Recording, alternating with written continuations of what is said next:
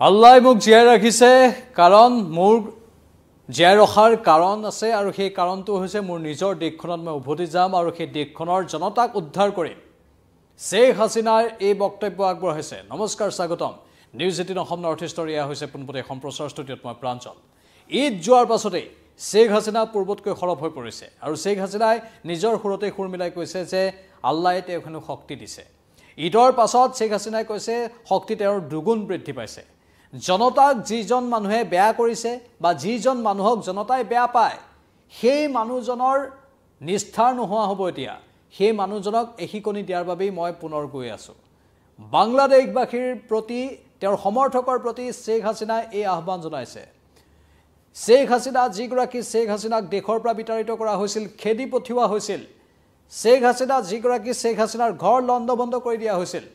তেওঁ শাসনত থকাৰ পাছতো সৰ্বোচ্চ ক্ষমতা ভুগি থকাৰ পাছতো তেওঁক বাংলাদেশৰ পৰা তৰা নৰা ছিঙি দৌৰিবলৈ বাধ্য কৰাইছিল সেই দেশৰ জনতাই আৰু সেই দেশৰ জনতাৰ প্ৰতি এতিয়া উদ্দেশ্যি শেখ হাসিনাই এইখিনি বক্তব্য প্ৰদান কৰিছে মই উভতি গৈ আছো মোৰ নিজৰ দেশলৈ সঁচাকৈ শেখ হাসিনা উভতি যাবনে আৰু নিৰ্দিষ্ট এই সময়খিনিত শেখ হাসিনাৰ এনে ধৰণৰ বক্তব্য যথেষ্ট তাৎপৰ্যপূৰ্ণ এবাৰ অলপ দৃঢ়ভাৱে তেওঁ কথাখিনি কৈছে শেখ হাসিনাই লগতে কৈছে যে ভগৱান বা আল্লাহে তেওঁ শক্তি দিছে আল্লাহৰ শক্তিৰে শক্তিমান হৈ পৰিছে তেওঁ আৰু এতিয়া নিজৰ দেশলৈ উভতি যাবলৈ সাজু হৈছে আৰু নিজৰ দেশত গৈ মহম্মদ ইউনুস চৰকাৰৰ পতন মাতি আনিব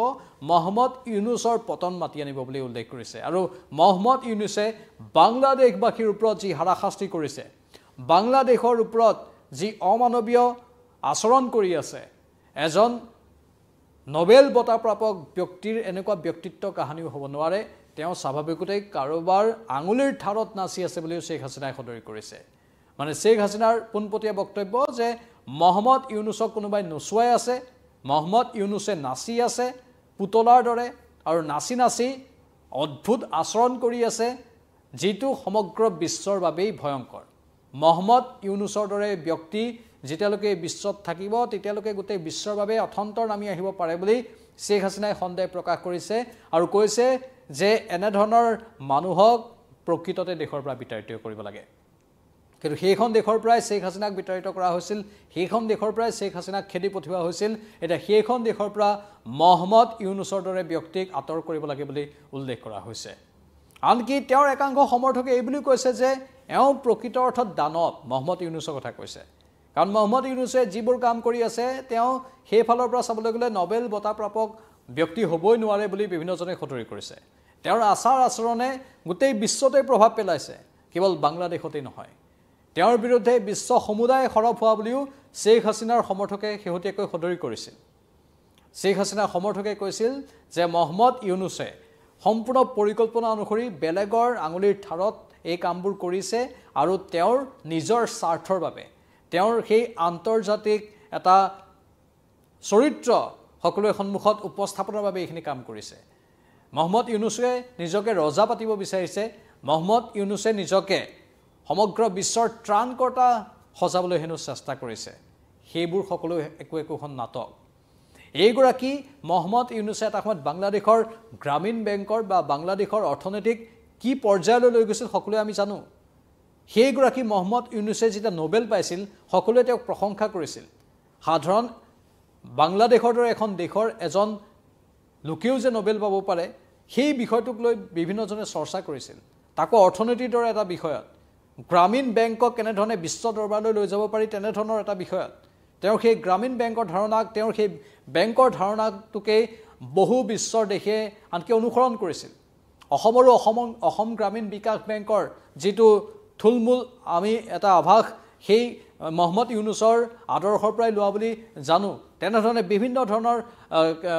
বিশ্ববিদ্যালয় বা বিভিন্ন ধৰণৰ শিক্ষা প্ৰতিষ্ঠানত মহম্মদ ইউনুসৰ লেখনি পঢ়িবলৈ পোৱা যায় আনকি গুৱাহাটী বিশ্ববিদ্যালয়ৰ দৰে ঐতিহ্যমণ্ডিত বিশ্ববিদ্যালয়তো মহম্মদ ইউনুসৰ দৰে ব্যক্তিৰ লেখনি পঢ়িবলৈ পোৱা যায় কাৰণ তেওঁ তেনেধৰণৰ চিন্তাধাৰাবোৰ বৰ ভালদৰে কৰে চিন্তাধাৰাবোৰে সমাজৰ সংস্কাৰ আনিব বুলি আশা কৰে কিন্তু সেই চিন্তাধাৰাৰ ব্যক্তিজন যেতিয়া নিজেই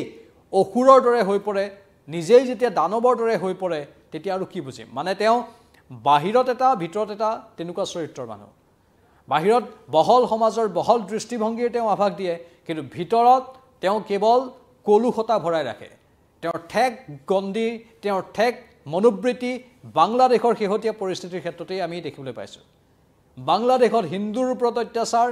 বাংলাদেশত শ্বেখ হাছিনা দলৰ কৰ্মীৰ ওপৰত অত্যাচাৰ